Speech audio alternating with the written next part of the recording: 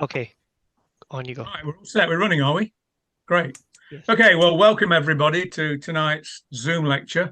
And the short straw has been given to me to introduce the speaker, Steve, because Steve and I, let's see, Steve, it was 2012, so it's 14 years ago.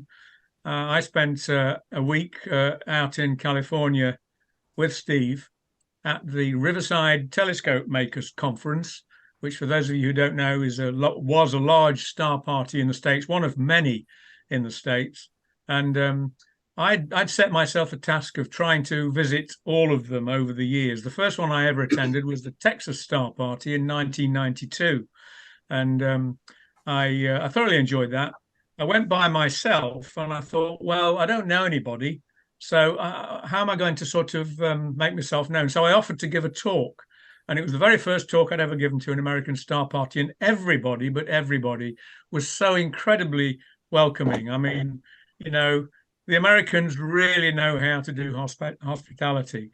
And, I was just completely over the moon. I remember standing in the line for dinner on the first evening, and there were two guys in front of me chatting away, and I sort of said something. And they said, "Where are you from?" I said, "I'm from Scotland." And they said, "My God, you've come from Scotland, all the way from Scotland. You're going to win the prize for traveling the greatest distance." And indeed I did. And that set me off on a sort of on a mission to go to many of the big star parties as I could. And finally got around in 2012 to going to the Riverside Telescope Makers Conference, of which Steve was then and had been for many years the executive director thereof. I think you started, 1993, Steve? Something like that. I did, yes. Yeah. And you did 22 years. And unfortunately, that star party basically came to an end, I think, 2014, a couple of years after I came. But I put out my proposal to Steve when I knew I was coming to that particular meeting in 2012. And he very kindly said, "Oh, great. You can be the keynote speaker." I wasn't expecting that. And I think, Steve, if I'm not mistaken, I think the talk I gave was Herschel's conic quest, if my memory serves me correctly. And I stress the word conic, not cosmic, because it was all about William Herschel's attempt to produce perfect telescope mirrors. And it was a really, really interesting time I spent with Steve out in California. I thoroughly enjoyed it. And as a result of that, the next morning after we'd given the talk, Steve said, "Well, I'd like to thank you, and I'd like to offer you a personalized tour of the Jet Propulsion Laboratory," which is where he worked. And Steve, I hope you'll forgive me, but I want to share a particular picture. And this is the one, if I can get it. Now, I hope you can all see that. Yeah? Yeah. Hope you got it right. Yes. I have it. So that picture then is, and you'll remember this, Steve. This was as myself and my two companions. We were doing a sort of round robin across the States, taking in the Riverside Telescope Makers Conference as well. And this was the next morning as we entered the foyer. And you'll notice that Steve has what in this country we call a sticking plaster. In America, Steve, I think you call it a Band-Aid, on his cheek. And the previous night, when I gave my talk, that sticking plaster wasn't there. And I know after we'd finished the talk, we went out to observe. And anyway, when I saw Steve the next morning, I thought, my God, has he been in a fight, or what? And then rather sheepishly, Steve said, well, he was observing at the star party the previous night after I'd given the talk. And if I remember correctly, Steve, you slipped on something while you were trying to look through the eyepiece, and you ended up bashing your face on the eyepiece of the telescope, hence the Band-Aid. So, it was one of those A-frame. It was one of those A-frame seats that if you get the seats low enough and you slide forward enough, it goes over. And so I went over right into the eyepiece, and the telescope won. So, you got to be careful. Astronomy is not the nice sort of safe hobby we all think. But anyway, Steve's a really hospitable guy, and we had a wonderful time there. And, and the icing on the cake was a trip around the JPL, which at the time, Steve, was, let's see, that would have been sort of April, May 2012. So Curiosity was already on its way to Mars, but of course it landed after that. But we got to see everything in JPL, including the Curiosity machine that they had there that they did all the experiments on and all the rest of it. So wonderful. Anyway, enough about that. It's my job to introduce Steve, and I'm really pleased to see you here tonight, Steve. And Steve's really one of those guys who's done probably what a lot of us would like to have done, those of us who are interested in astronomy. He's combined his amateur astronomy and made it a career as well. And I'm sure a lot of us would like to have done the same thing. I know I would. And Steve's worked as a professional astronomer at various observatories in the States. He's also done work at Siding Spring in Australia in the National Radio Observatory there, and even been to New Zealand, the Carter Observatory. And then I think I'm correct in saying you joined NASA late 70s, something like that, Steve? 1979, yeah. Yeah. And has been there pretty well ever since, until you retired, and has been involved in a lot of space missions as a space scientist. Galileo, Cassini, and something called the Space Interferometry Mission, which looked very interesting, but got cancelled, I believe, didn't it? Which is a great shame, because it was all about exoplanets and trying to detect them. But anyway, so Steve's done that, and he's also, as you can gather from what you've said already tonight, still actively observing. So, you know, he's got both sides of this hobby and the professional all rolled into one. So I'd like you to put your hands together and welcome Steve, who's going to talk on fantastic pictures from space. So welcome, Steve. It's over to you. Thank you. And thank you. I realized that I'm actually speaking to you on the year of the 130th anniversary of the Society. So it feels like an honor. At least that's what I dug up. So congratulations on that, and thank you for having me. I'll just get right into this. I fear I'm going to overstep my time, but I'll do my best not to. And I'm trying to make sure that this thing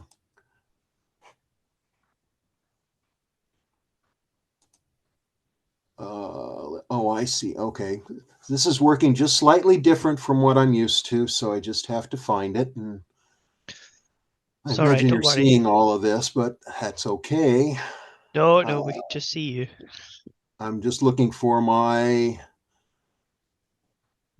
going to just go to entire screen. That will take care of that. And away we go. So I assume you can still see me. I can't see any of you, but that should be okay. And I hope you can see my mouse cursor moving on the left side of the introductory slide. And I called this a much longer title, Astronomy in the Real World Universe, or Acquiring Space Science Data is Not as Straightforward as All Those Pretty Pictures Suggest. And what I'm planning on doing Steve, today we're not seeing your screen. Really? Yeah. Uh-oh, okay. Then thank you. Let me figure out. Okay, you're seeing me there. I'm sharing my screen. Look for mute or picture of a. And I'm getting some help from my lovely wife. Look down here to see. I've got share screen on. Are you seeing my whole screen? We just see your camera. Oh. Huh. What does that say? It says stop video. Okay. And share screen is. Why don't you do the second one multiple? Can share simultaneously. Yeah, I don't know exactly. Did that cause a change that you're able to see anything? No. Slides at all? Not yet. No. I think that they have a new feature where you can share multiple screens simultaneously. I don't think you need that. Zoom. Oh, I didn't realize you're sharing slides. Let's look down here. Captions, reactions. I've done this before. It should just be the green button that I says share know, and screen. that's what I And then hit. that brings up a selection of windows. And Okay, then click it. And I chose, well, I've got the yes, but I don't.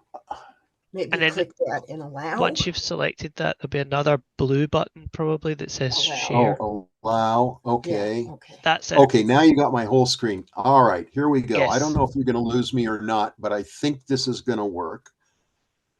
So there we go. Perfect. Mm-hmm. Yep. You can see my screen, right? Yes. Okay, excellent. All right, well, let me continue then. As you can see, a wide variety of results here. Image of Mars, the jet coming out of this black hole in M87. And honestly, I can't remember what the other picture is of, but wonderful pictures. But I'd like to go through with you the process that NASA goes through, and in particular, the way we do it at Jet Propulsion Laboratory, to give you an idea of what is behind all of these. And it's probably far more complex than you would anticipate. And how do I continue? Enter. No. Page down. No. Ah, okay. So this is a video. And as I note, sometimes you just get lucky. If you watch, I'm going to let this run through several times. This was taken by, might have been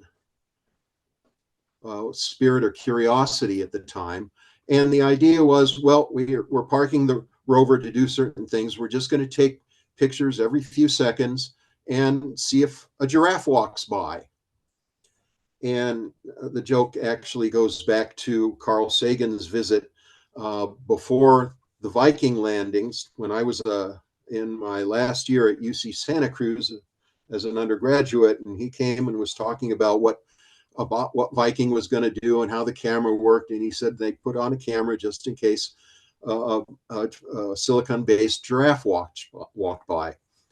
But instead of a giraffe, if you look on the left, you actually see two dust devils that eventually merge and become one, and it's going by. And that all of a sudden answered a lot of questions about some of the surface features we were seeing on Mars that look strange, look like they could be due to something like dust devils, but this basically proved it.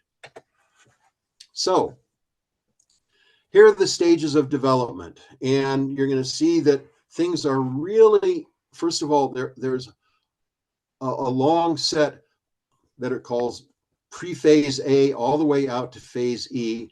There's always some stuff that's going on pre-phase A. There are various events that are important that go on. You can read those. I'm not going to do that for you, but you get the idea. You see these are reviews. Each one of these has a meaning. Some of them I remember, and some of them I don't. I'm not sure what the MCR is. That's the mission concept review. The PMSR is a preliminary mission system review. The PDR is the preliminary design review. The CDR is the critical design review. ARR, I'm not quite sure. MRR is the missions. I can't remember the rest. Sorry Readiness? about that. Sorry? Is it readiness review? Yes, mission readiness review. Yes, thank you. And there are various multiple critical events reviews and such during the operations phase. Each stage, there is something going on that's pretty important, and there are gate criteria, as you see at the bottom, that eventually allow the mission to proceed. So what I do want to do is go through these with you with examples and to share some of the trials and tribulations of this. So in the pre-phase A period, a scientist might have an idea, or maybe the vice president or the president of the United States, and things may go on from there. If it's a scientist, he starts promoting the idea in professional circles, and hopefully the community endorses and gets it into a decadal review recommendation to NASA. It's also possible that NASA has issued a request for proposal, that's the RFP, and the scientist, having collected a team and knowing what they want to do already, can write hopefully a successful proposal, though it may have to go through a further development after a down select, and eventually it goes on to a pre-phase A or a phase A status. Okay, so all this sounds boring, but let me try and put these in more familiar terms. I consider these to be the way I would describe this. Pre-phase A. How do we think we are going to do this? Whatever that mission might be.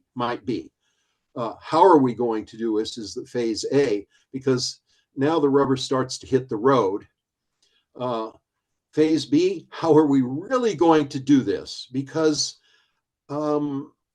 it's funny how costs grow when you really start having all the people, including those engineers, tell you what they think it's going to cost. Eventually, yes, if you can get past, you go on and have how do we have to build this, given the limitations that we know we have and that have been imposed early on from the beginning. For example, the Deep Space Network already had decided by phase A how much downlink time was going to be afforded to the mission on essentially a weekly basis. And that might typically be as little as 8 hours on 2 days a week. Now at important mission times, yes, you eventually can get 24/7 coverage for days, sometimes weeks if necessary, for very important mission events. But other times, they may even you may not hear from a spacecraft for a month. Phase D is that assembly, test, and launch operations. Well, we've got this thing built, we've got it assembled, it all fits, but we better make sure it, first of all, will hold together through launch, and if there's a landing or just running the engine to put it into orbit.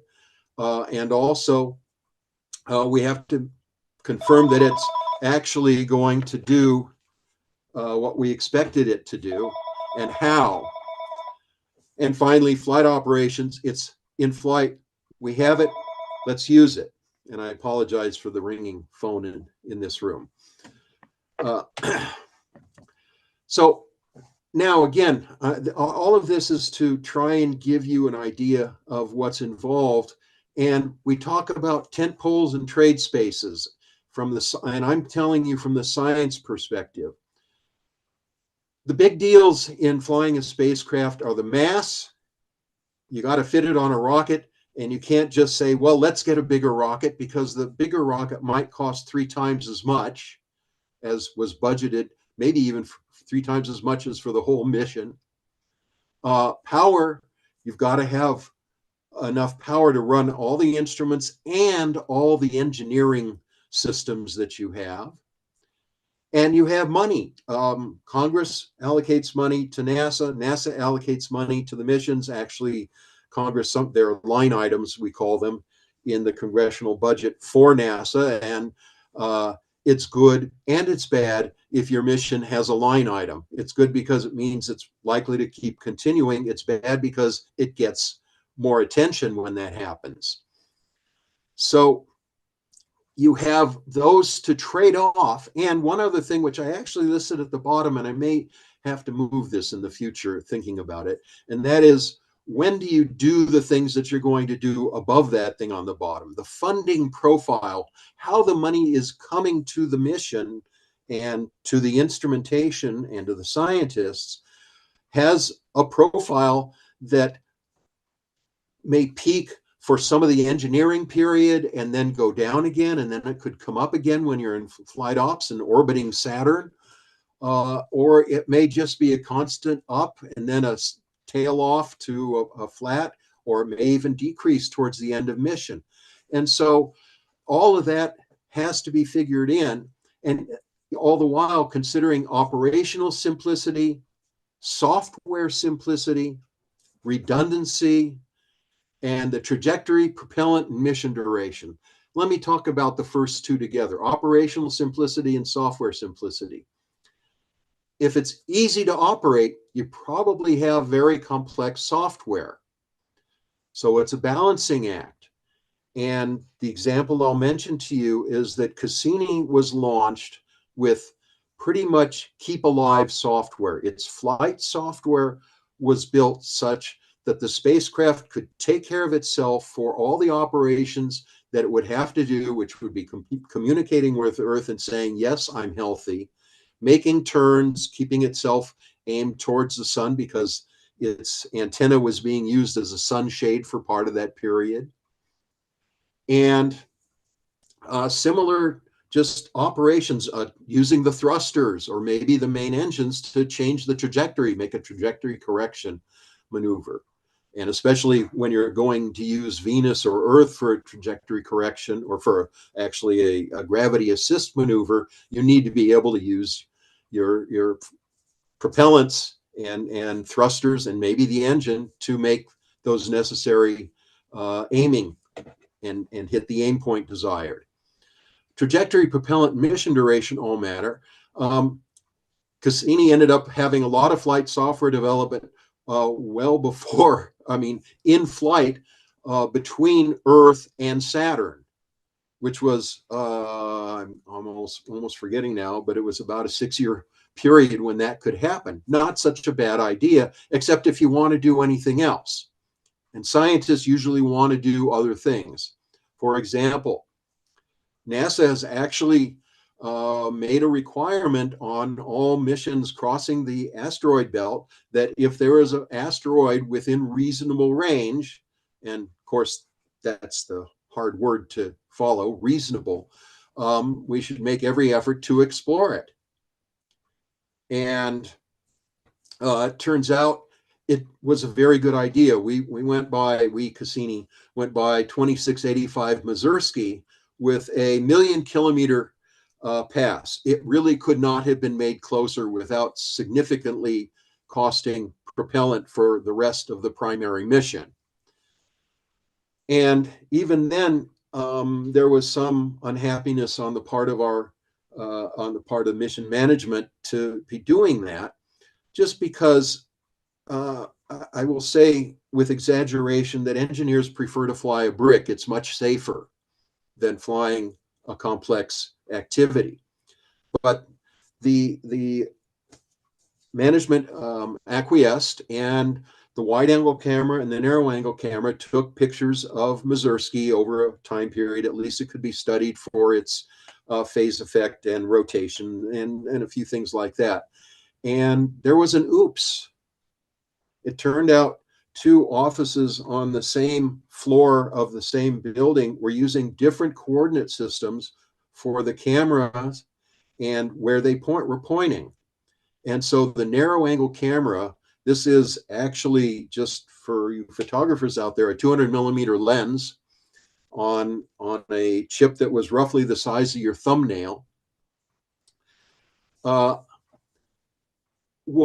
It barely captured Mazursky, and that was a surprise. Fortunately, the wide-angle camera caught it, and more the fortunate was because this way we could actually scope out what happened and why. And it turned out these using different coordinate systems by the scan platform type people, or there wasn't a scan platform. There was just the mounting people for the camera and the actual center line of the field of view by the camera people.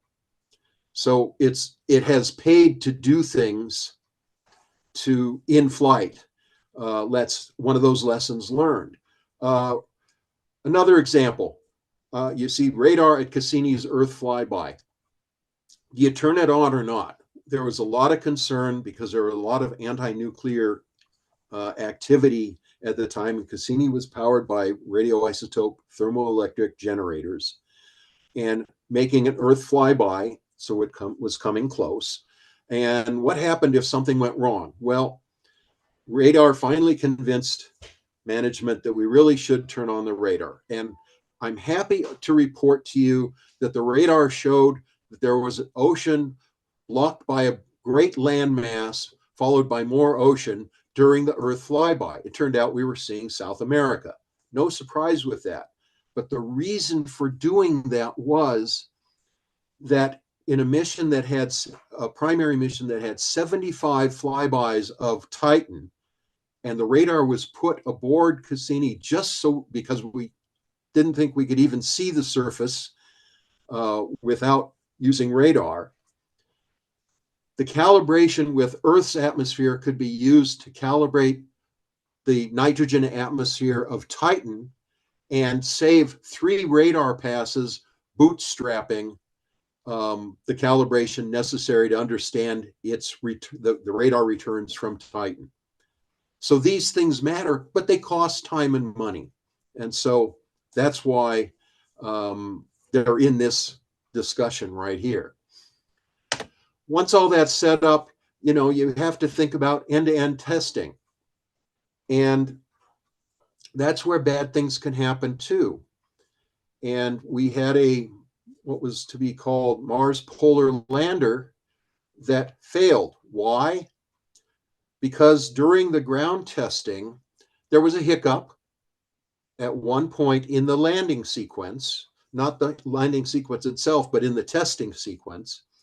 And they thought, okay, we'll just skip this short portion to save money again, and we'll go ahead and pick up right here because it'll be easy and it should be fine.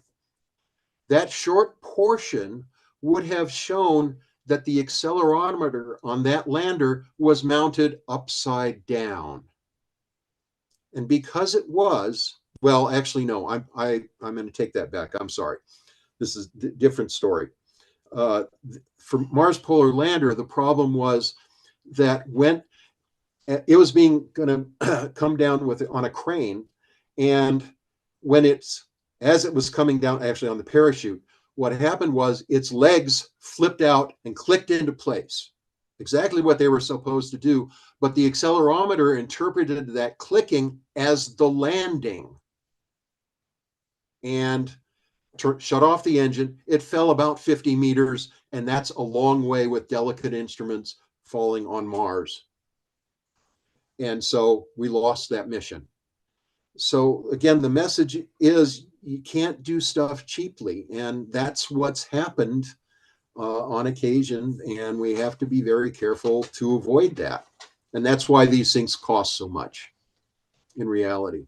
One other side note, since I'm thinking of it, is that I believe this story. I was not present to hear it, but the project engineer for Cassini, which cost for the orbiter $1.2 billion, said, for another 200 million, I could have built you a second one. And that's because all of the expense goes into building everything and testing and all of that for the first one. The second one is easy once you know how to have blueprints. And I feel like we are sometimes penny wise and pound foolish about that. Sometimes we want to preserve acronyms, and mostly this is a joke. We had a high precision scan platform with the Comet Rendezvous Asteroid Flyby mission and with Cassini that eventually merged into a high precision science palette on Cassini, and we lost craft from even flying. A low precision pointing platform turned into rotisserie mode on Cassini. That was really for the non-optical instruments, the fields and particles instruments, we called them. But that affected the downlink, the navigation, and the optical remote sensing, because typically you couldn't point the palette where there was something interesting and also be doing necessarily the orientation that they need for antennas or other fields and particles instruments. You have to, the downlink period, you're actually spinning the whole spacecraft instead of, that's rotisserie mode, instead of just changing orientations of those fields and particles. And so again, it all reflects back in that mass power dollars funding profile discussion. So let me talk about this. This is the pre-near-death design for SIM, the Space Interferometry Mission. It was to have two 10-meter interferometers on it and two 8-meter guide interferometers aboard to lock on stars. We were going to be using red giants, over 1,000 of them scattered all across the sky, to keep the spacecraft locked in place. We were having to control the, I was on this project for 8 years before it was canceled. So I say we, and you understand why. We had to maintain millikelvin, thousandths of a degree of variation or non-variation in the temperatures for all of this to work. So while this was the preliminary design phase here in phase B, we were already doing things because per the demand of NASA that would normally have been done in phase C after the preliminary design review. We're actually proving that we could keep control of temperatures to the millikelvin level. We're proving that we could build interferometers that would do that. And we were successful in all that. Let me just show you what that turned into, though. In the course of the design, to save money, what had started out as an estimated $900 million after we got into phase B turned out to be closer to $2 billion for that design. So we tried to simplify it. We still really needed to have a couple of guide interferometers, but we went with one science interferometer. And you just see kind of the design. It's a little bit different from before.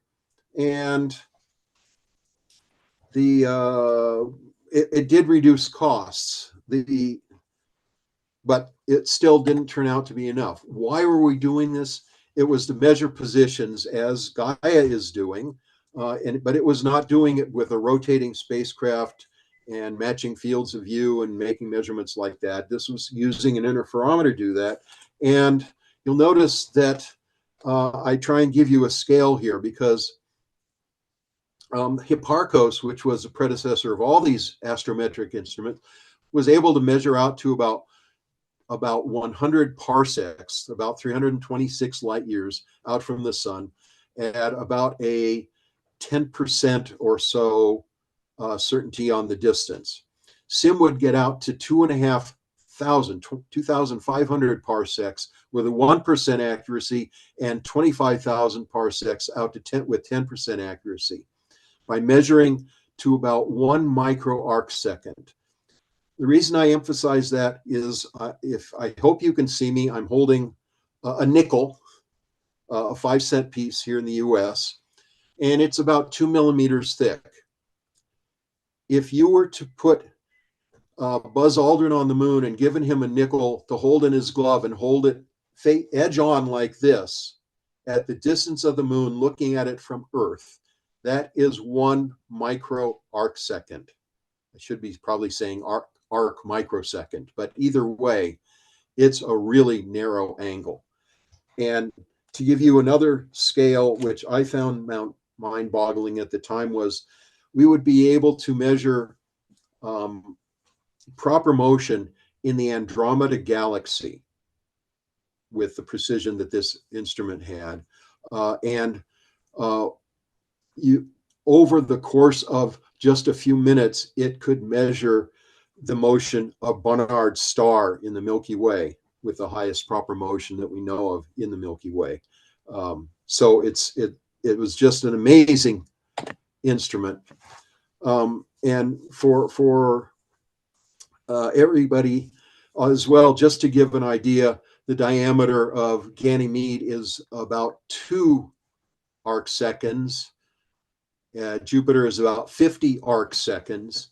And this was measuring on a scale down to the millionths of an arc second. So it was really going to be able to do foundational astrometry and look for Earth mass planets orbiting sun-sized stars out to 32 light years. But it was not to be, and we have since gone on. Gaia has been doing wonderful work, or has done its wonderful work, and we're seeing the product of that now. And we go on. So there was a preliminary design phase for Cassini. I'm going to talk about that, and I'm going to show what the design and build look like. This is a model that was photographed. There was international participation. That in itself adds additional work because of various stipulations in the international arms conventions for transferring technology, and it just can be a real headache at times. Oftentimes, people in my age group will be thinking that, yes, we do things on paper. I think a lot of people don't think we do even ever did things on paper, but this is an example of what was done. And this is a very early design for Cassini. You might remember I mentioned a high precision scan platform. That's this big thing over here. This was almost, this sunshade was about 2 meters long, to give you an idea. Here are the instruments aboard. This is the infrared instrument, the in ultraviolet, and 2 imaging instruments, and another infrared over here, infrared mapping spectrometer. Huygens probe was attached here. Happily, there was a calibration target that the instruments here could look at because you want them to be calibrated. This was that low precision turntable that could be oriented without being much else. You see the magnetometer boom out here, and these very long, these could extend 10 meters out of the planetary wave spectrometer. And there's a probe relay antenna. There were also 3 radioisotope thermoelectric generators. Here's one, there's one back here, and the other one is actually on the back side. 2 engines, why? That's redundancy. And 4 reaction wheels. Both of these are of some interest. This is a very close to what was the as flown version. You see actually the same set of instruments. You see it on a pallet here.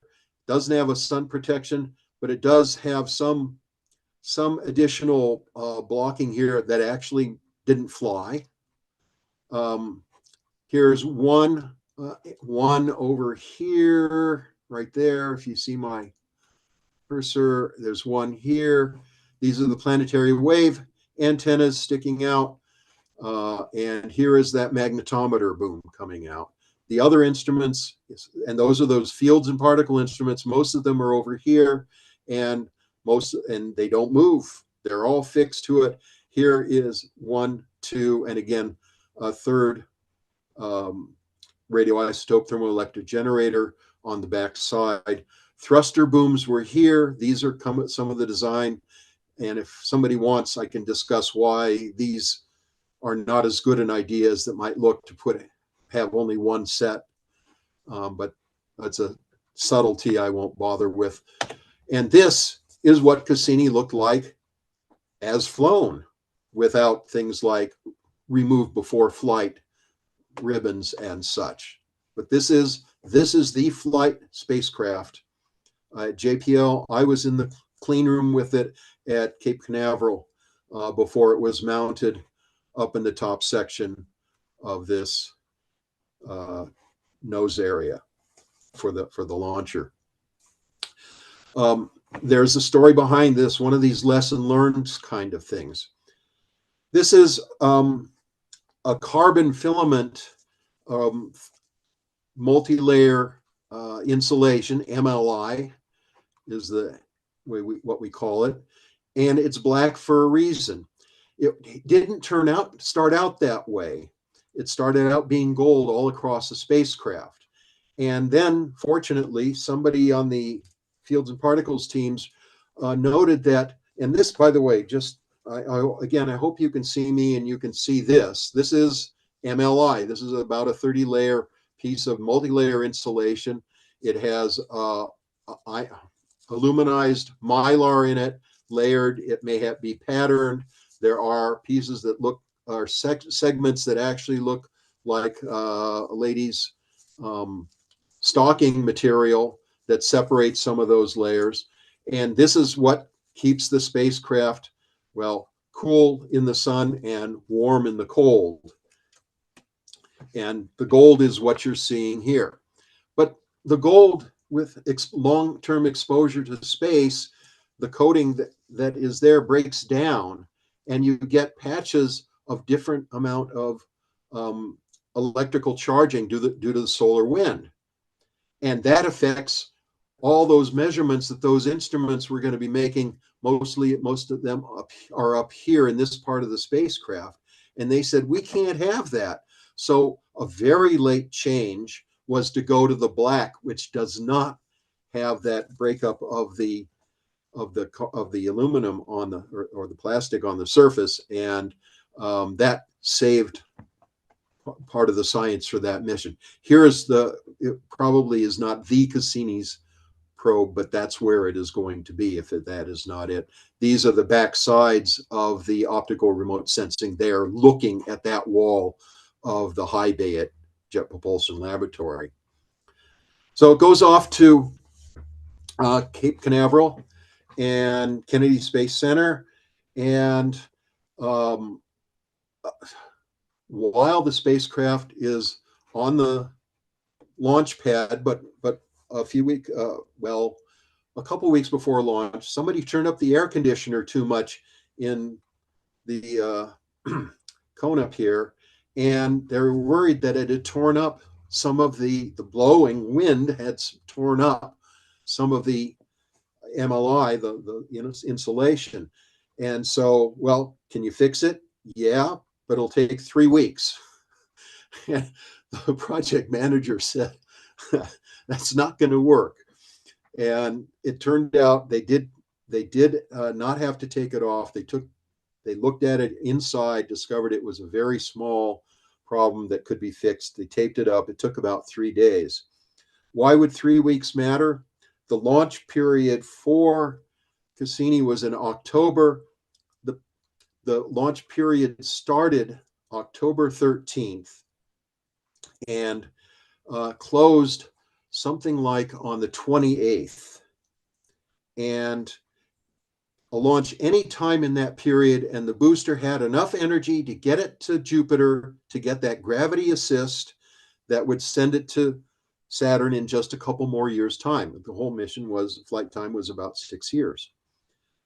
If we had missed that launch period, we would have had to add 2 years of flight time to pick up the October 30th and 31st or 31st launch period. That's why these things have schedules that have to be met. That's also why you launch at the first opportunity. You don't go for the best date, where it might preserve some of the propellant for later on. You go early so it gets it off the ground and on the way, so that you don't have, for example, a hurricane come up on the best day and then lose the rest of the time because there's been damage at Kennedy Space Center. So the mission got off and it was on its way. Other things that can happen. Early in flight, you have verification and validation. Everything's got to work right. And Hubble had a tough time, I have to tell you. I was very sympathetic when Cassini, after Galileo was launched. We had about 3 weeks before the Venus gravity assist, the spacecraft had on what was called a power on reset. Power on reset, which was, it was flying okay. Then it had a short somewhere. It said, oops, I got a problem. It safed itself. That's a verb now, safing, and safed itself to make sure it didn't cause any more damage. And instead of phoning home at maybe 2,000 or 3,000 bits per second, it dropped down to 8 bits per second. And of course, Deep Space Network goes to look for it and finally figures out that it's not transmitting, and they didn't find it when they should. It's not transmitting at kilobits per second, it's transmitting at 8 bits a second, and that signals spacecraft emergency. The same thing happened on Hubble, so I was very sympathetic to them, but then they got this first picture down. And it's hard to remember right now what happened with that, and it turned out to be that they built the best telescope mirror ever made with the wrong curvature. And it took, well, figuring out what was gone. The good news was that what had happened was that the main mirror had the incorrect shape, but that it could be fixed with additional optics if you just ran the image from the primary mirror into something the size of this. This is a 10-cent coin, a dime that we use, and it's about the size of your thumbnail. Mirrors had to be made with exactly the opposite correction factor for what the primary mirror had, and that primary image had to be sent reflected by these, and then could go into all the early instruments and work well. And that's what happened. That was done. Since that time, for Hubble, the corrections were built right into the instruments themselves individually, and we didn't have to do that. But it saved the mission, ultimately. But that's the sort of thing that, for want of a telescope maker and $10 worth of parts, he could have told them there was a problem with that mirror. So it's sort of amusing. Then again, you have something like this. This is the primary mirror, not of the Hubble Space Telescope, but the James Webb Space Telescope. But it's part 2 in that. And you look here and you see, well, there are all those mirrors up there, 3 dozen or so, I think the number is. Or no, that's too high. That's too high. But 14, 18. And well, the images that came out that first time, this is a similar one over here, is all of these are the same star. Well, here's the same star twice from two of them that are fairly well aligned. But you count, those are all those images. When you then put them all together the way they're supposed to be, you get this. And to me, there were 2 eye-catching things about this besides a very nice looking star image, and that was, look at all the galaxies back there behind it. And ask yourself, with this nice hexagonal pattern here, why is there a cross diffraction spike in the horizontal direction? Actually, I will tell you, there's one in the vertical direction as well. And it took quite a while to find out what was going on with that. And I can't summarize that here, so I'm going to just leave it alone. But all's well, and you've seen the results from the Webb Space Telescope, sometimes called JWEST. Okay, so back to Cassini now. We got it up. I talked already about the assembly tests and launch ops, and we had a Jupiter swing by with a hiccup in operations, cost some science, but at least we got some science out of it and some nice pictures too, and finally got to operations. Now, another story, the foibles of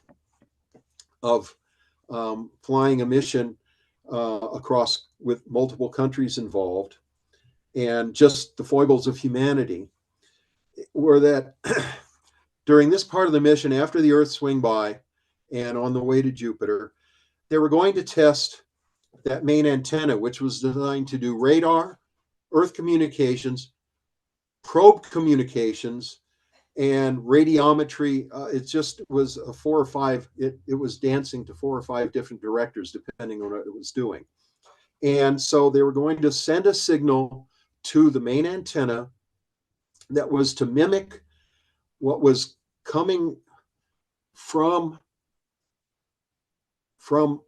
the Huygens probe, and just confirmed that the receiver for the Huygens probe that was being fed by that antenna was working properly. And they discovered that there was a problem.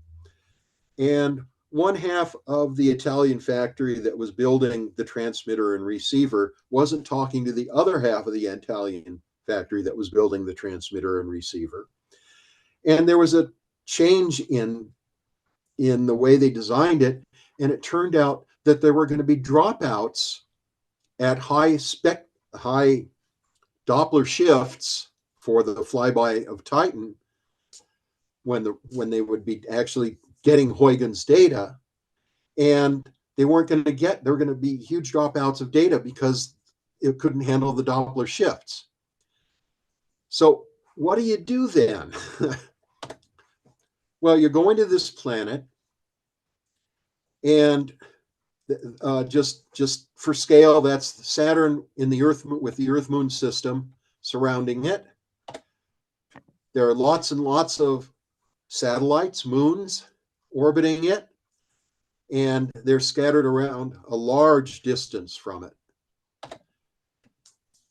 We're also planning on doing this, and this is what I wanted to show you with respect to that story about the Huygens probe, and that is that as we were going there, we have people in the basement of one of the buildings. They wear pointy hats, and they are marvelous navigators because they figured out how to pull all of this together with 12 science teams using 18 instruments, wanting to do everything all by themselves at the time they wanted and give everybody every part of the Saturnian system they wanted. And this is it. This is what we were going to fly, and that was the operative word there was were going to fly, because this was going to be what was going to be petals of the orbit, and they were just numbered 1 to 75.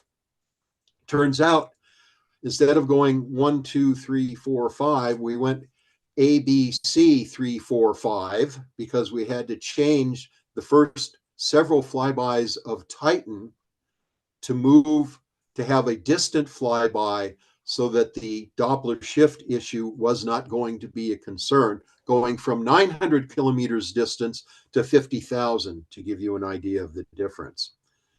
It all worked. Huygens ended up flying, doing a wonderful job.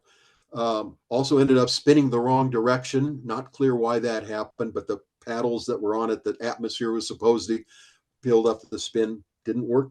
Or well, I don't know if that was the problem or not, but anyway, it was spinning the wrong direction. Took some time to figure out what was going on, but it all worked.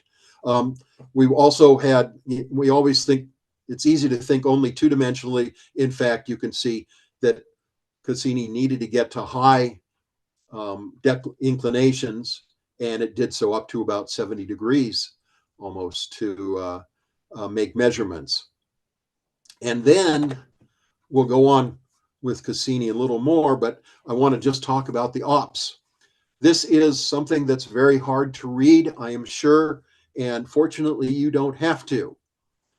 But what it shows you is a typical, this is a transition. Green here is orbit 3, taking over at the far end of that petal with orbit 4. There's a ring plane crossing here, apoapsis, the greatest distance from Titan for that particular revolution around, not Titan, for greatest distance from Saturn during that revolution. And going down here, well, up at the top here, you can see all these are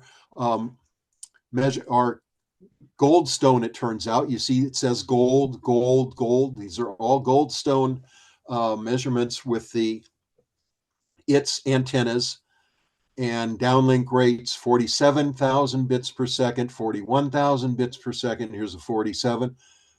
Here's a combined Madrid and Goldstone downlink, I think. Yeah. So this is the planning that has to go on in all of this. And even here, the target traveling wave tube custody depends for somebody. That's for the transmitter. Geometric events I mentioned.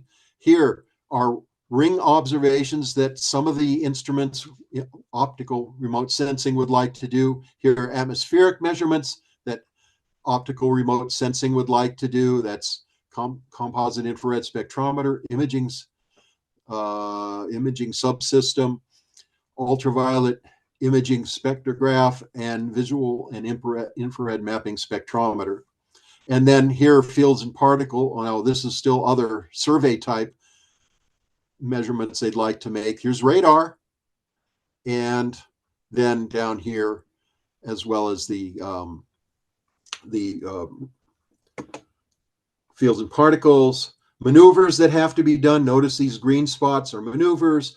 Down here, optical navigation. They want the camera too. And engineering has things to do.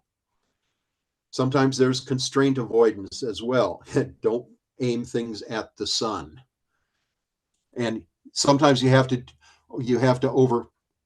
even though that's a very low level, meaning very important, a lizard brain level kind of thing for the spacecraft, you still want to do it if you get into the shadow of Saturn and want to look at the rings while the sun is eclipsed by Saturn. So this is how we plan all this stuff. What's fun is, and you can't really see it very well here until you look at it carefully. I'm not going to do that to you, but I'll tell you that sometimes rings and atmospheres would disagree on where they should be pointing the camera at the same time. They would want to have the camera at the same time. And so the science teams would have internal conflicts as well as conflicting with some of the other science teams. Somebody wants to look at the rings while somebody else wants to look at the atmosphere, while somebody else wants to look at distant satellites, the icy satellites. And so it got to be messy. How do we do all this stuff? Well, we have simulation software. And so I'm just showing you one. Here is the simulation software is mostly on this side here. And you see here is the F ring, here is the A ring, here is Prometheus, and here was the setup to target both the narrow angle and wide angle cameras on the middle of the F ring. Easy enough to do. Also get a wide angle picture at the same time. And so let's look at what came out. The matching narrow angle, you see the F ring is supposed to be centered. Not quite. And sometimes you just have to live with that. Sometimes you correct it, but this is the actual image that was made with this design. As you get to know your orbit better, you know where the spacecraft is better, you can target better.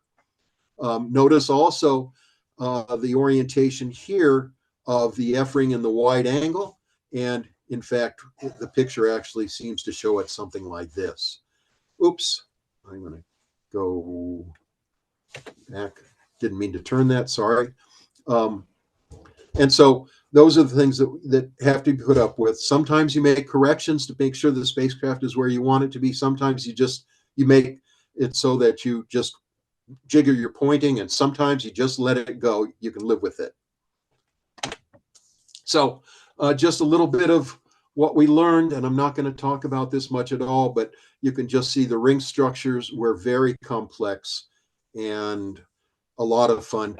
Notice also, for example, the scalloping under here along this edge in the lower left, and that's real. That's not the camera, and it has been explained now by the celestial mechanics who work on the satellites.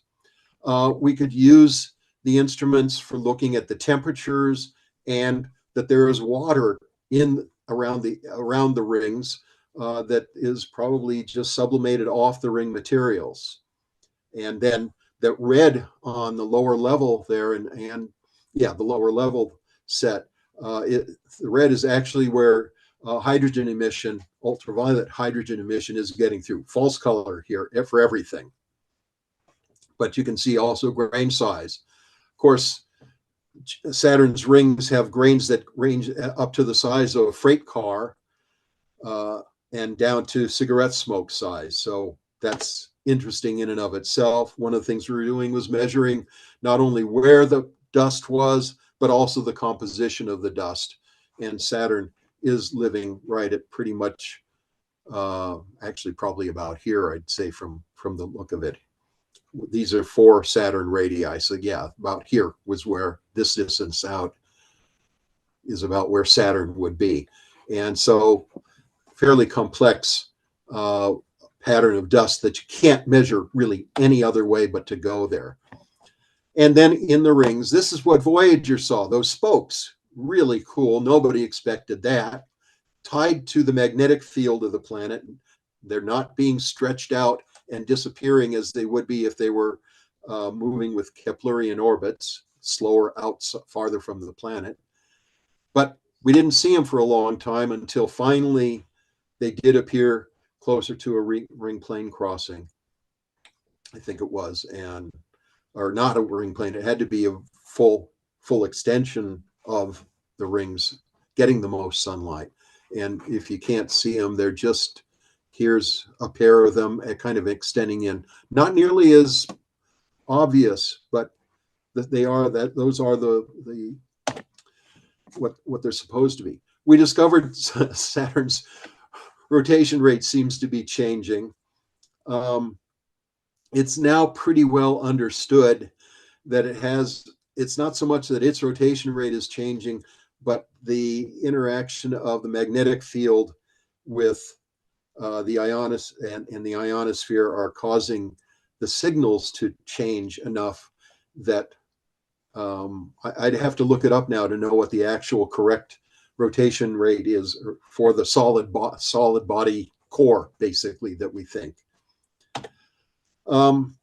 Close-up pictures, very rarely do we see in the solar system shadows cast by clouds on other planets except Earth, but we do here with these images, or this particular image. Why do we go back and do these a second time? Well, here's Voyager. We had wispy terrain on Dione. As you can see on the left, it turns out they're tectonic features.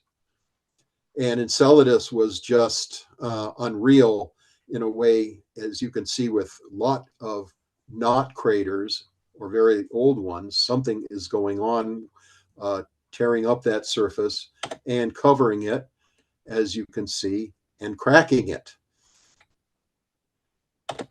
And we know the South Pole is generating, and we just call them jets because even to say geysers, it may not be correct as we understand the way Earth geysers work. We just don't know the mechanism for the jets of material. This is very salty water with organics in it.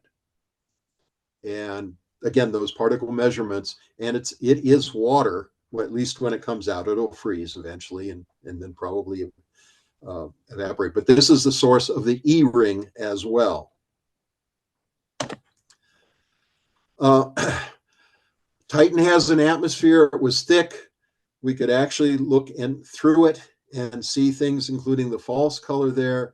But really, what better to use than a radar where you can see sand dunes, alluvial fans, surface flows, and the camera was showing lights. There is one, and I don't have it in this set, I don't think. There is actually a reflection from one of the lakes near Titan's North Pole. And in fact, not only do we know that there are lakes, we know there are storms there of falling, well, probably methane and methane to make those lakes. And because we see flooding there, and very rarely only impact craters. Huygens' view is these are ice boulders, and it's an alluvial fan near its landing site. And this was taken from the surface. Now we're talking about flying balloons or even helicopters on Titan. Even ice volcanoes were finally validated after this prediction in the scientific literature, Amazing Stories, from November 1941. And you see back here a volcano around this city on Titan. The satellites were just very strange. This is Hyperion. It looks like a Big Mac and a lot to see. Iapetus has a belly ring around it.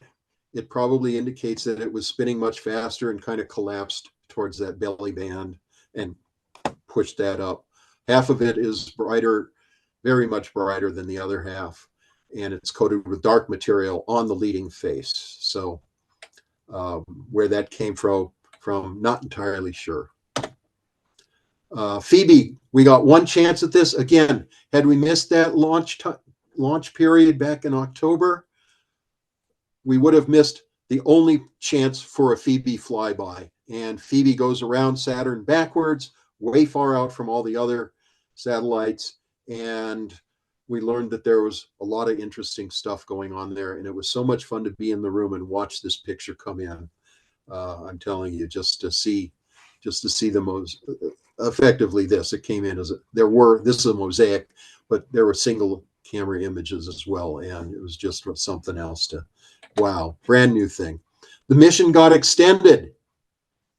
And we're wrapping up, getting close now. The mission did get extended, and they went on to build even more, use orbital mechanics to get these additional orbits, eventually bringing Cassini down through the gap between the planet and the innermost sea ring and safely making it while it was going to crash into the planet. Why would we want to do that? Because we didn't want to have something with radioisotope thermoelectric generators floating around the system and possibly crashing into either Titan, which certainly looks a lot like Earth might have looked 4 billion years ago after the impact set ended, or into Enceladus, that might conceivably have life since it has liquid water under the surface. So it was decided to crash it into the planet. We could have also sent it out to the outer solar system, but there the problem would have been, it could still have been kicked back into the inner solar system if we didn't crash it somewhere. After that, the end of the project is you archive the data, or you could extend the mission, or you figure out what else you can do with it. And this is a story of deep impact. Figure out what else you can do with it. This is Deep Impact.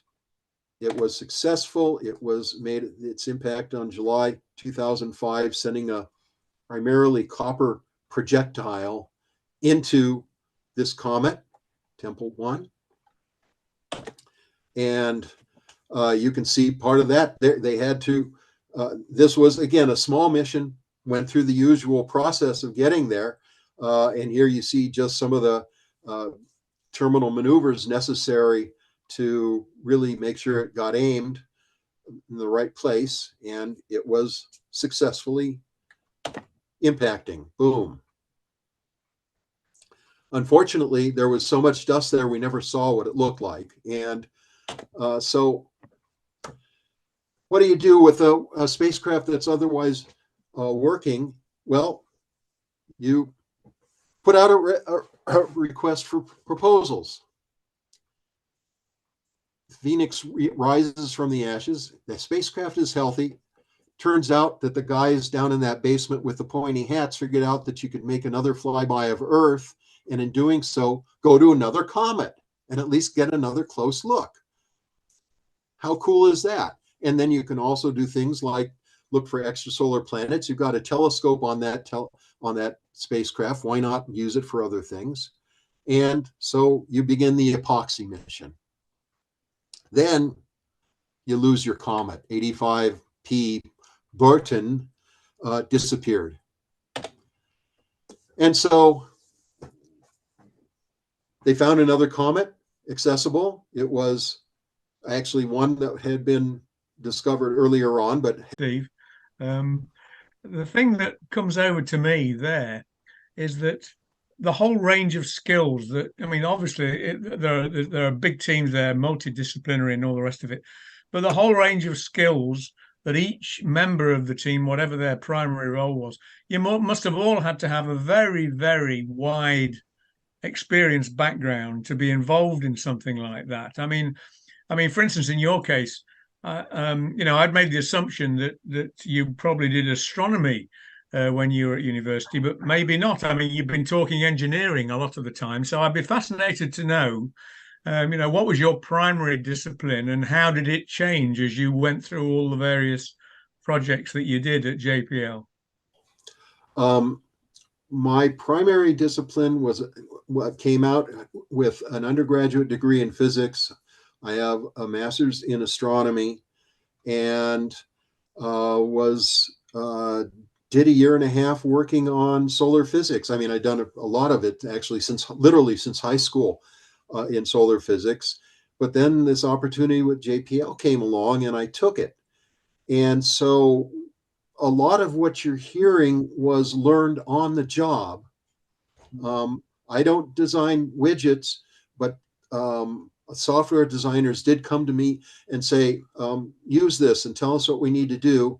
And I'd usually find a way to break it, or at least use it in a way that they had not considered at all. And so that was one thing. Going and understanding how flight ops works. I got a lot of background first working on Galileo. I claim that I own every picture that came back from Galileo because the component level and subsystem level requirements documents were written, initial documents were written by me. And so that was instrumentation. Again, I don't design it, but I learned how we should be testing it. And you bootstrap back from I went and looked at Voyager documents. What should we be doing to test Galileo's camera in that particular case? The background in astronomy and astrophysics was sufficient to be able to address flight operations in other ways. We had teams of people. There was icy satellites who were all interested in getting material on in data for Cassini on all those satellites. We had a Titan team. We had atmospheres, and we had what was all those outer portions of the orbit and of each orbit. And I ended up working with that team because I had some familiarity with, I'm not an expert in any of them, but some familiarity with all of them. And ultimately, we had, a dozen instruments all pulling tug of war. And it was like kindergarten, I have to tell you. But I finally said, okay. And instead of having this tug of war going on after a year, I grabbed one of the sets of orbits we were going to be doing. And I did the allocations because I figured I had a sense of what was really important, because nobody would say this is most important. It was all important. So I took the bull by the head and selected what I thought was most important to each of the groups and said, here, you don't have to do this, but see what you don't like. And then they started negotiating with each other. And once that worked, we had where we had 53 orbits or so, all of those, the bulk of the time in orbital 4 years was ours, but we finished ahead of all the other allocation teams because finally they got moving. And that was just part of learning how to do it. For SIM, having had, I think, some of this experience, I was asked first to read through the NASA level requirements. Those were the ones that when you're going to Mars, they say you're going to build a rover and it's going to work for 3 months. The NASA level requirements for SIM, and I was helping the management team at JPL figure out the way we should phrase those to what we could honestly promise we could do. And that ended up landing me as science manager for SIM for a while. So it was a matter of accumulating a lot of knowledge, but I came into this as somebody with a wide interest in astronomy, physics, geology, seismology, meteorology, space physics, and I just allowed myself to expand. It was one way of doing things. That said, I don't have a PhD. I didn't get to be a missions project scientist, but it was a good time. Yeah. Wow. That's really interesting. Yeah. So, and the other thing that I find really quite amazing is just how all this gelled. It's almost as though you were all sort of feeling your way through this, yourself and other people as well. So the structure was very fluid by the sounds of it. You know, you were just looking for people who had the right skills, who just happened to be in the right place at the right time. Or was there any real sort of structured process for people to progress through the system at JPL, or did you just wait until people sort of became sort of round pegs in round holes, so to speak? I mean, was it how did the organization work to allow all this flexibility to happen? The organization is one in which the people can move around pretty freely. They have to be aware of what's going on, and if something's open. But also, management does work to when you're coming off of another mission, you don't want to lose those skills and that background. And so they'll try and slot you in somewhere else, or at least make management of the other new mission aware that these people are available, or these two for that and somebody else for over there, and that sort of thing. So it's important to keep everyone together that way. It has worked well, because some of this experience you just can't buy. The example I like to tell is the Galileo engine that was to put it into orbit around Jupiter. And I had nothing to do with this, but I heard the story. And it was coughing. And that's something that rocket engines do. And they went to this guy who'd been building rocket engines since the 1950s. And what's wrong with this? Oh, you need to add 6 inches, 12 inches to a curved pipe, like this. They did it. It worked. That's not even something you can teach. It's just practice. And so it's a matter of just, you develop. Yes, you're doing a lot by hand, but you still build. Newton said he was on the beach picking up pebbles, and others have said standing on the shoulders of giants. This is a matter where you take what you can from other places and build on them. And I was writing a lot of the science requirements I wrote the science requirements document for the most part for SIM, and I wrote some of the optical stuff for Cassini, and I was mining everything I could find, going back to Voyager for that too. So it's just a matter of that, and having the necessary knowledge of, we use CCDs now, not Vidicon tubes. And those are vacuum tubes, for anybody who doesn't know. They're about this long, and they are only good. All those pictures that came from Voyager, and this is right in the monthly notices just out, those pictures usually used blue, green, and orange, or blue, no filter, and orange to make what I now call exaggerated color. They were not true color.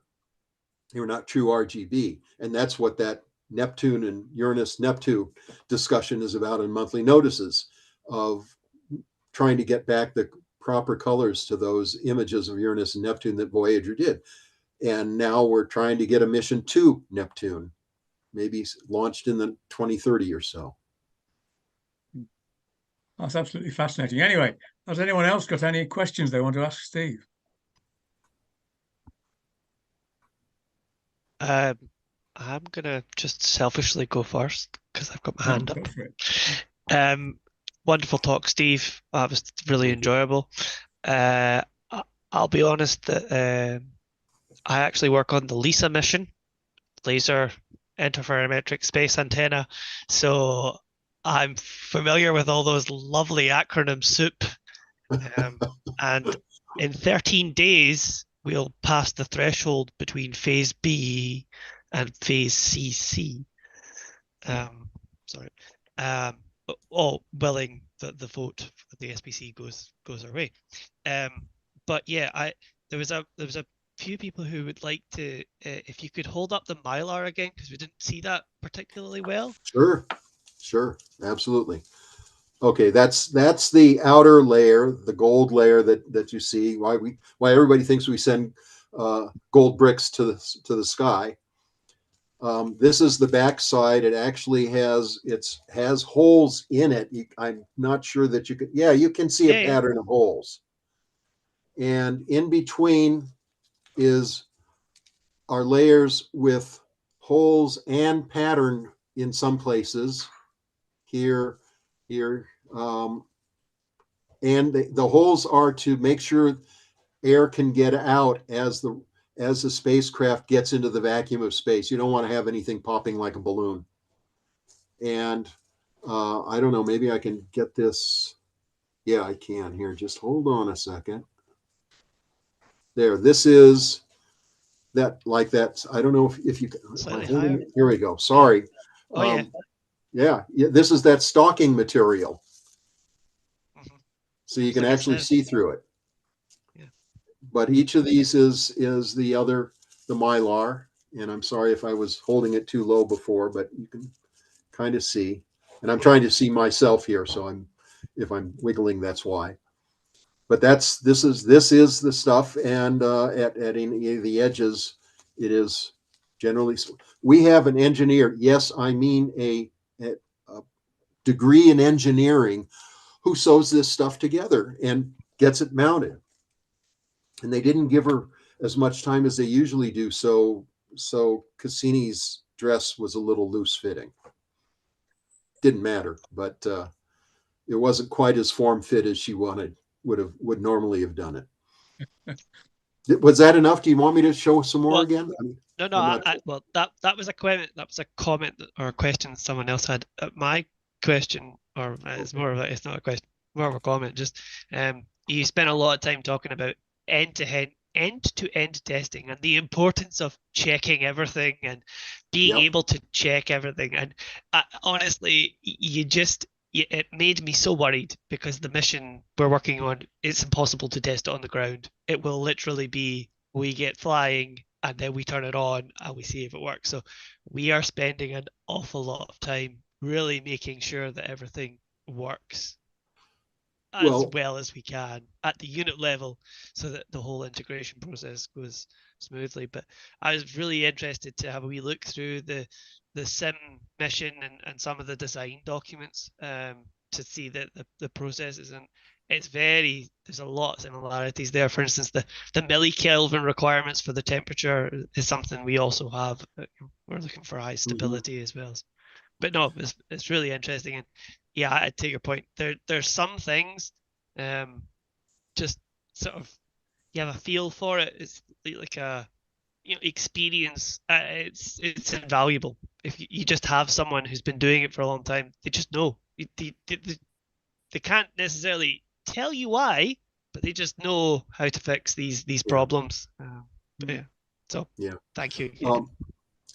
In that respect, I don't know if you remember the shuttle radar, SRTM, shuttle radar tracking mission. I don't remember exactly what it was, but it did the whole planet was, but it had a boom that was 20 meters out, and it could not be deployed anywhere but in space for the secondary antenna and transmitter system. And they were worried, what do we do if we've got a shuttle out there with half a dozen astronauts aboard and we're done and we want to bring them home and this thing doesn't come in? And they were prepared to cut it out and send it. It would have just been left in orbit. They would not have brought it home. It didn't happen that way, but that's one of the things that you do. The other, again, just foibles, and this is not even something that it was, the foible was in the software in that sense. And it's just kind of a fun story. after Cassini's Earth flyby, it was, they decided, hey, we ought to exercise. There are two, you have redundancy. There are two star trackers, and these are just cameras that are looking out roughly, call it a 10 by 10 degree field of view. They have an atlas of the sky inside. They can recognize where they are, and everything's fine. Two cameras, so you know where the spacecraft is, part of the navigation and orientation, everything with it. And they decided we ought to switch from A to B. Just exercise the other one, make sure it's working. Fine, great. So they do that. Now, the way that works is either one of them individually, when it's working, will take a picture. 30 seconds later, it will take another picture, and it compares them. And usually nothing's happening. It's right down to a fraction of a pixel. The pictures overlap perfectly.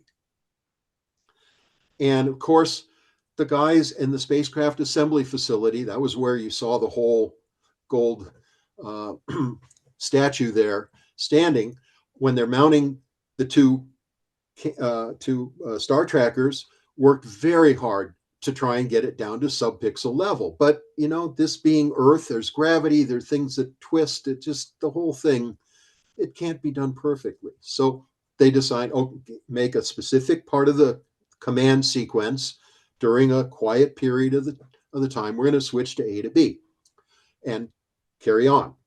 So A takes a picture, its last picture, B takes its first picture, and the computer compares them, and they don't match. Okay, this could happen. It's just a glitch. Maybe there's a cosmic ray. Something doesn't happen. So you take another one. Doesn't match. Computer says, this is not right. I've got a problem here. And so spacecraft goes into safing. It was an easy recovery once they figured out what had happened. And lesson learned, when you're switching cameras, stop the comparison for a minute and just let it take off with the next camera and then just continue on.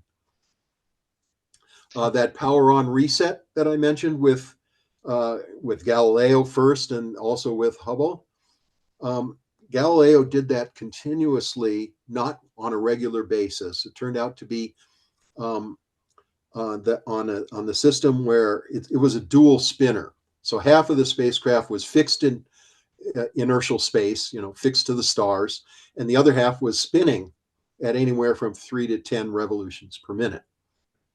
And what was happening was that there was a buildup of semi-conducting goo made of metal chips and grease that was shorting across some of the rings for there are 3 dozen different rings transferring, signals from rotating to the inertial platform. And that short was doing these power on resets. Eventually, the software guys got so smart that they could tell Galileo, okay, the power on reset is just one of these things. You can reset yourself. And it was doing that on the occasional basis when necessary during its orbiting Jupiter period. But they were pretty scary for a while. Yeah, I can imagine. Absolutely fascinating. I've heard a few stories of things that have happened to more recent missions. For example, there was a small software bug in a recent mission with a heat shield, and the software bug was that when the system was perfectly aligned, it would return a 0 for one of the alignment axes that the computer calculated the orientation of the spacecraft with respect to the sun. But when it returned a 0, the 0 bugged the resulting correction system and the feedback loop, which caused it to be like, no, this is wrong. It's not a number. And it forced the spacecraft to move so that it had an actual value. But the thing was, that slight bug caused a sort of soft reset of the control mechanism that stopped the spacecraft from controlled its altitude. And so that meant that it would, after it achieved perfect alignment, it would intentionally move itself, cause itself to slowly rotate and misalign, but it was a few minutes before it caught itself to go back. It was a wee while before they picked that up. But yeah, it's Yeah. I think the outward face of NASA and ESA make things look as though they're perfect first time, a lot of the time, but that's not always the truth. Yeah. I tell you what, Alistair, I think the course of this evening, you've discovered an invaluable source of consultancy for your LISA mission, and it's alive and well and living in California. Well, I'm excited about LISA. When I heard that, I just the whole gravitational wave thing so intrigues me. And actually, I can tell you sort of a funny story. Recall that in 2015, the announcement, or 16, the announcement came out that LIGO had discovered gravitational waves. Somehow or other, when typing a message to somebody on the LIGO team, they'd put in Steve. This is in the public affairs office. They'd put in Steve and my name popped in. So I got something that clearly said that there was something big going on with LIGO. And a few hours later, I got this message back, Steve, please don't destroy that message and please don't say anything. And I didn't. Yeah. But it was kind of funny. That's the kind of thing that goes wrong. You know, I am dead serious when I tell you we can communicate across the solar system with a deep space network, but we were having trouble having meetings like this between buildings at JPL. I mean, it's just it's so funny that this kind of thing that happens. But I'm very anxious to see results from LISA, and I know it's still years away, but hang in there. It's going to be. I think it's going to be very, very cool. Yeah, I'm certainly looking forward to it. Has anyone else got any other questions for Steve? Oh, we're all gobsmacked into absolute silence.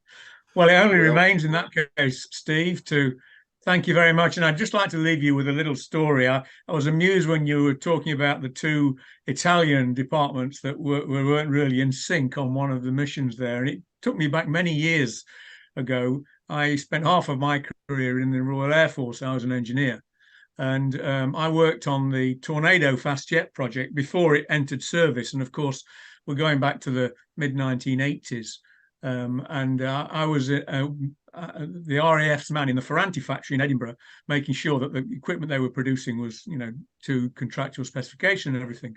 And these meetings were always trinational because, of course, that aircraft was a project between the UK, Germany, and Italy. And there's this story, probably apocryphal, but it goes around a particular meeting where the three nations were meeting to design how a particular piece of electronic equipment for the aircraft was going to be tested on the ground, if it was faulty. And us Brits wanted to do it with manual test equipment and rely on the expertise of the technicians. The Germans insisted, being the sort of nationality they are, that they wanted to use computer-controlled automatic test equipment. And the argument went backwards and forwards, and no one could reach any sort of compromise. So the chairman said, look, well, it seems we have a bit of an impasse. Germany wants to do this one way, the Brits want to do it another. Could I have the opinion of the Italian delegate, who was asleep as usual? So someone nudged him, and he woke up and he said, we agree with the UK and Germany. And on that note, I will say thank you so much, Steve. That was absolutely fascinating. You're welcome. Of course, when I was over with you, we were really doing just basic amateur astronomy. I had no idea that the sort of work you were doing as your day job was quite as interesting, as fascinating as that. And it's been a thoroughly interesting lecture. Thanks ever so much indeed. And I'd like everyone present, please, to show your appreciation in the usual way. Thanks ever so much, Steve. That was great. You're welcome. Thank you, everybody. Pleasure is mine. Great. Okay. Good stuff. Can I just say, Steve, thank you for the invitation, and hopefully, I think you did say you did have another talk you can present, so maybe we'll see you again sometime. Yes, just we'll make the arrangements and we can. That's I great. think you have a list of what I've already prepared, so we could do that. I'd be happy to. Okay, great, Steve. Thanks again. Okay, you're welcome. Steve. All the best, and maybe I'll see you at another star party one of these days. I don't know. I haven't been to the States for a while. Well, I hope so. Well, or maybe I can make it. I'd like to visit Scotland myself, so. Make sure you come in the summer. Yes. Take care. All the best. All right. Yeah. Good night, all. Bye-bye. Cheers all. Bye. Thanks, Alistair.